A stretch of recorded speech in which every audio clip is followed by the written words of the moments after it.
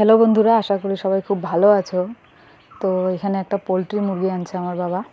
মুরগিটাকে দেখলে মানে মায়া লাগতেছে।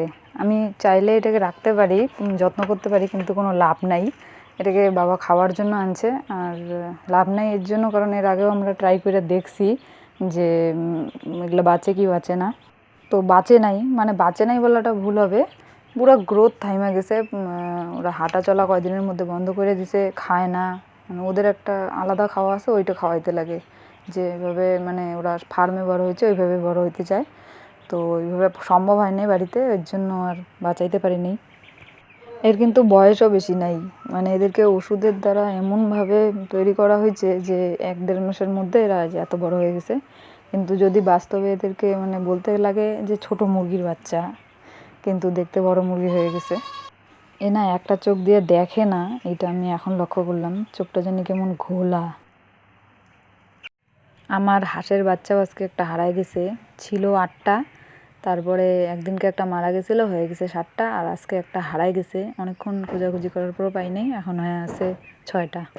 বড় হইতে হইতে থাকবে 5টা কি 4টা, কিন্তু বড় হয়েছে। যদি আমি শুরুতে যে ভিডিওগুলো দিয়েছিলাম ওগুলো দেখি, ওই তুলনায় মোটা আর একটু বড় হয়েছে। সবগুলো না, একটা ছোট আছে।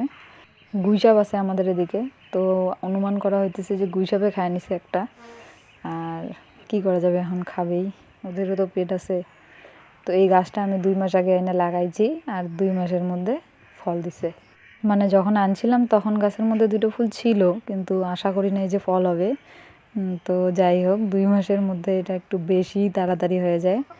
ভাবছিলাম যে ছিঁড়ে ফেলাই দিব যাতে গাছটার একটু গ্রোথ হয়, কিন্তু এখন আমার মায়া চেপে গেছে, এখন আর পারবো না।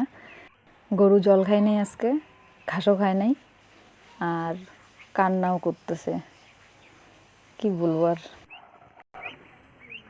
তো বন্ধুরা, এখানে যে এতগুলো মুরগি বসে আছে সব কয়টাই বেকার। ওই দিনকে একটা হাঁস আর একটা মুরগি ফুটাইছিল, সব 2টাকেই মাইরা ফেলছে।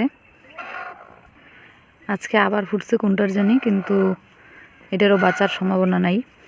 এগুলো খালি বেকার বসে আছে, এদের একটা ব্যবস্থা করতে লাগবে। সব কয়টারই নিচে ডিম আছে, এগুলোকে সব কয়টারই ব্যবস্থা করতে লাগবে আজকে।